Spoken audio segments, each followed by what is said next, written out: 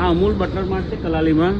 આ ભાઈ પાછલા 1.5-2 મહિનાથી અમૂલનું જૂનું બટર ચલાવે છે. 305 રૂપિયાની કિંમત છે. જીએસટી ઓછું થયું છે, 285 થઈ ગયા છે. પાછલી વખત બી 305માં આપ્યું, હમણાં કીધું તો બી કે અમારી પાસે જૂનો સ્ટોક પડ્યો છે. તો એ અમારી ભૂલ છે. 2 મહિનાથી એકને એક ભાવમાં પાડે છે 305 રૂપિયા. 20 રૂપિયા ઓછા થઈ ગયા છે.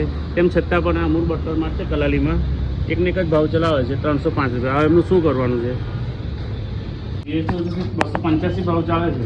પણ આ જૂનો ભાવ, અરે જૂનો ભાવ તમે એમાં બી બધા અમૂલ વાળા ભાવ એવું નહીં, મારે નવા પર આવી છે. નવા પર નહીં આવી તો નવા આપો તમે જૂનું તો 305 તો બીજી વખત કર્યું તમે. મારા મિત્ર જૂનું એમથી ભાવ ઓછો થયેલો છે. તમે આવું રૂપિયા કેમ કરો?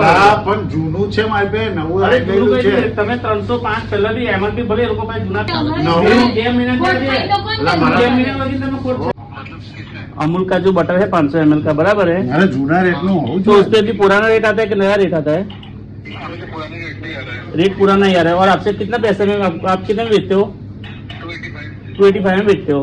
तो ये भाई यहाँ बटलर मार्ट में एक है, ये भाई ऐसा बोल रहे कि पुराना स्टॉक है, पुराना माल है तो पुराना ही प्राइस देंगे, ऐसा बोल रहे हैं. નું આવ્યું હતું. लाओ. अरे भाई मेरे पास अभी बटर 500 वाला 1-1.5 महीने से बिका ही नहीं. मेरे पास पुराना है. नए 285 का वो 1-2 भी मंगाया था तो निकल गया. लोग आके से चेक करके ले जाते. सुनो, ये 2 महीने से मेरे को पिछली बार भी मैं लेके गया था तो 305 में अमूल का बटर दिया. अभी वापस आप फिर से मिल गया तो भी 305 लिया. मैं आपसे लिया था तो आपका क्या 305 अमूल का प्राइस दिखा है, पर आपने बोला कि वहां से कम होगा 20 रुपया, वो लोग कम करके देते हैं तो आपने 285 में दिया था. हाँ